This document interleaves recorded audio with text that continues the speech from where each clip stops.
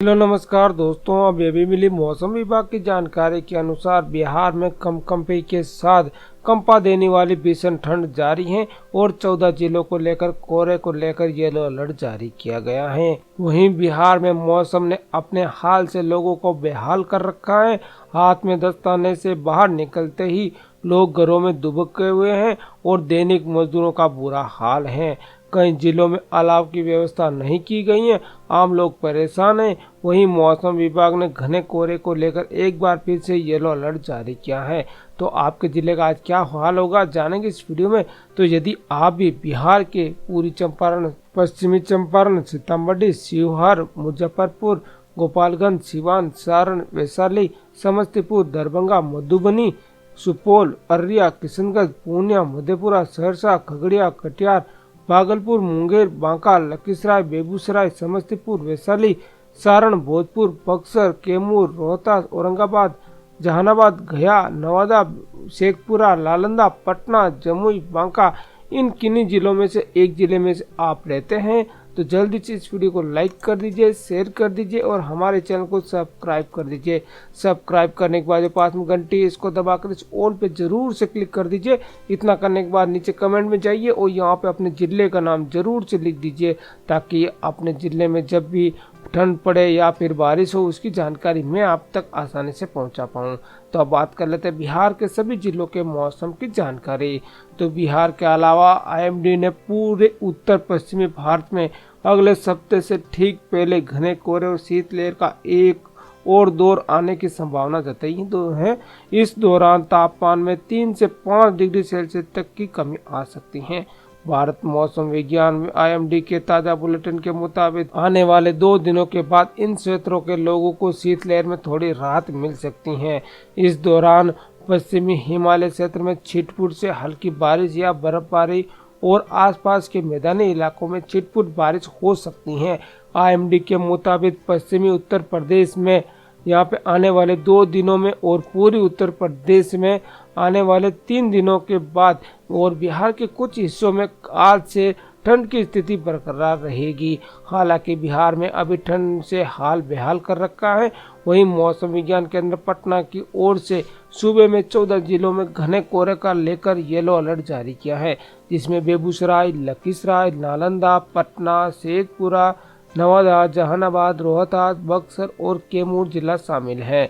मौसम विभाग ने 18 जिलों में कोल्ड डे जैसी स्थिति बने रहने की चेतावनी जारी की है। सबसे ज्यादा सर्द जिला का हाल है। वहीं कल मौसम विभाग की ओर से जारी किए गए नए और न्यूनतम तापमान के आंकड़े के मुताबिक बांका सबसे ज्यादा ठंडा जिला रहा। बांका में 2.4 डिग्री सेल्सियस तापमान दर्ज किया गया है। गया में 4.5 डिग्री सेल्सियस, भागलपुर में 7.0 डिग्री सेल्सियस, पूर्णिया में 7.8 डिग्री सेल्सियस, पश्चिमी चंपारण के वाल्मीकि नगर में 6.4 डिग्री सेल्सियस, मुजफ्फरपुर में 6.6 डिग्री सेल्सियस तापमान दर्ज किया गया है। सारण के छपरा में 6.7 डिग्री सेल्सियस, सुपौल में 7.4 डिग्री सेल्सियस, अररिया में 6 डिग्री सेल्सियस, भागलपुर के सुपौल में 5 डिग्री सेल्सियस और रोहतास में 7 डिग्री सेल्सियस, पूर्वी चंपारण के मोतिहारी में 4.6 डिग्री सेल्सियस, शेखपुरा में 5.5 डिग्री सेल्सियस, जमुई में 10.2 डिग्री सेल्सियस और औरंगाबाद में 7.3 डिग्री सेल्सियस न्यूनतम तापमान दर्ज किया गया है।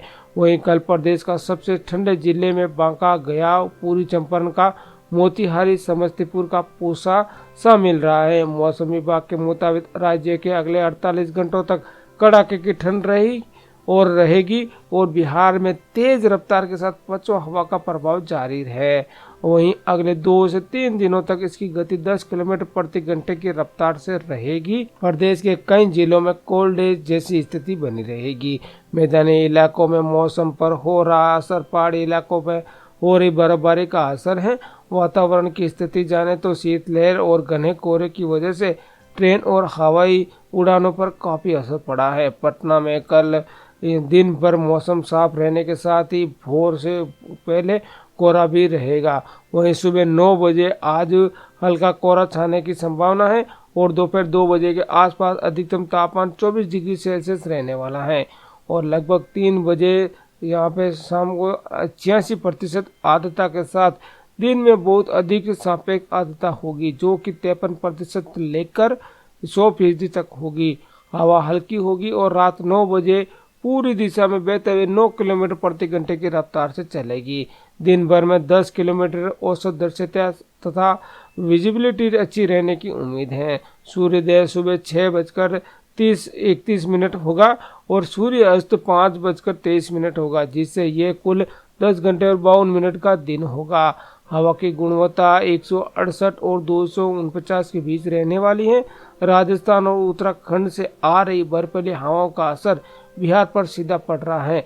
उत्तराखंड में जो बर्फबारी हो रही है उसका असर भी तापमान पर देखा जा रहा है और उत्तराखंड में सर्द और शुष्क हवा का आवागमन बना हुआ है। वहीं बिहार के जिलों का अधिकतम तापमान की बात की जाए तो जो कल शाम तक आंकड़े जारी किए उसके मुताबिक सबसे ज़्यादा ठंडा पूर्वी चंपारण के मोतिहार रहा। वहाँ का अधिकतम तापमान 11.6 डिग्री सेल्सियस दर्ज किया गया। राजधानी पटना का अधिकतम तापमान 16 डिग्री सेल्सियस दर्ज किया गया है। वहीं अन्य शहरों का अधिकतम तापमान में गया 22.5, भागलपुर 18.6 डिग्री सेल्सियस और पूर्णिया का 20.4 डिग्री सेल्सियस, मुजफ्फरपुर का 13.8 डिग्री सेल्सियस, सिवान के जीरादोई में 13.2 डिग्री सेल्सियस अधिकतम तापमान दर्ज किया गया है। वहीं पटना में कल दिन में ज़्यादातर समय मौसम साफ रहा है और मौसम विहार यानी आज दोस्तों कोल्ड डे की स्थिति रहेगी। वहीं गया में आज घना कोहरा देखने को मिलेगा। अगर तापमान की बात की जाए, न्यूनतम तापमान 6 डिग्री और अधिकतम तापमान 20 डिग्री दर्ज किया जा सकता है। वहीं अगले दिन गया का न्यूनतम तापमान 6 डिग्री सेल्सियस रहेगा। घने कोहरे का प्रभाव पूरे गया जिले पर पड़ा गया और ग्रामीण इलाकों में धुंध का आलम रहेगा। इसके अलावा 2 दिन आगे की बात की जाए तो दिन का न्यूनतम तापमान 7 डिग्री और अधिकतम तापमान 21 डिग्री रहने का अनुमान है। साथ ही आने वाले 2 दिनों के बाद कोहरे में हल्की कमी होगी, लेकिन कोहरा मध्यम गति से इलाकों में प्रभावित करेगा। वहीं सर्दियों के लिए सेहत के लिए प्रति सावधान रहना चाहिए।